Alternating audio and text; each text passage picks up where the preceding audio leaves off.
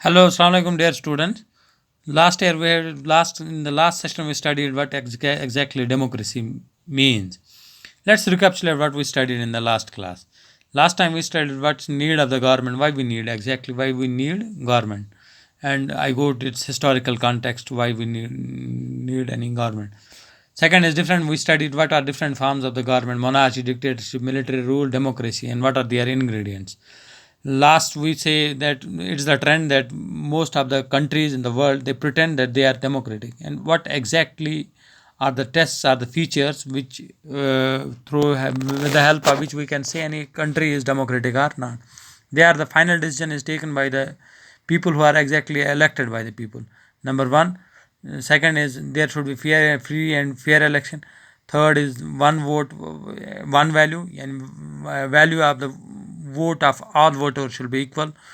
The fourth criteria was democratic government rules within limits set by the constitution, and it respect the citizens' right. This we have studied in the last class. Today, let's move let us put forward certain arguments which are in favor of democracy and which are against democracy. Let's first move on the features which are goes against democracy. See, in a democracy, leaders keep on changing. We can say that it leads to a type of instability, because once a leader come, he has something, he gives preference to something. When after 5 years, second individual comes, he is elected as a prime minister. He has certain separate preferences as compared to one. So they do not follow a single line in which an individual will decide what are the preferences which are to be given, what are the things which are to be given preference go on changing. It leads to in a type of instability. Second point which goes against democracy, that is democracy is all about political competition and power play. This gives rise to malpractices. See, if different political parties they use communal lines, religious lines, they divide people on these lines.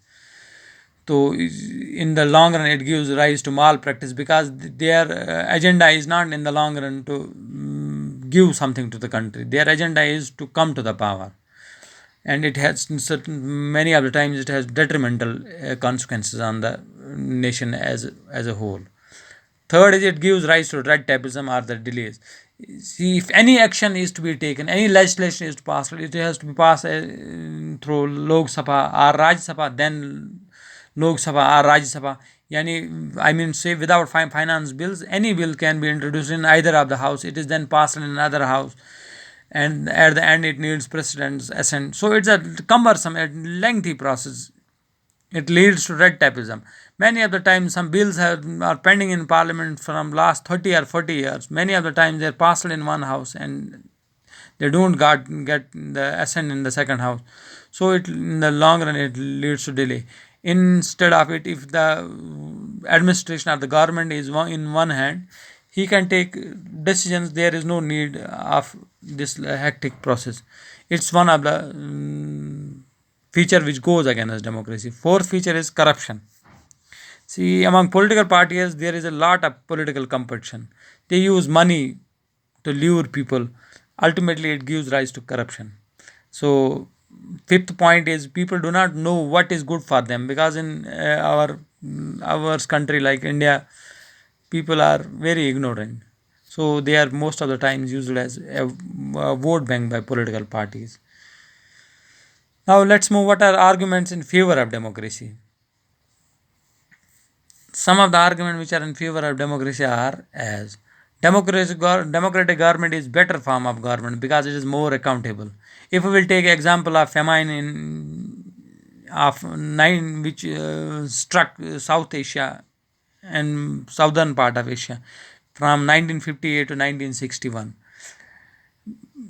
In almost intensity of the famine was same in India and China, but the death toll was far higher in China as compared to India, because in India the here we had a till that time we had established a good democratic setup, so the leaders were made accountable. So in the long run, it proved fruitful.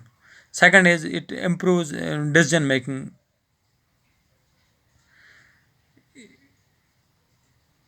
See, if we say take example of any bill which is passed in any house, it is passed then in another house. It has to respect the aspirations of different segments of the people which are present in the parliament. So, in ultimately, it leads to the improvement of the decision making.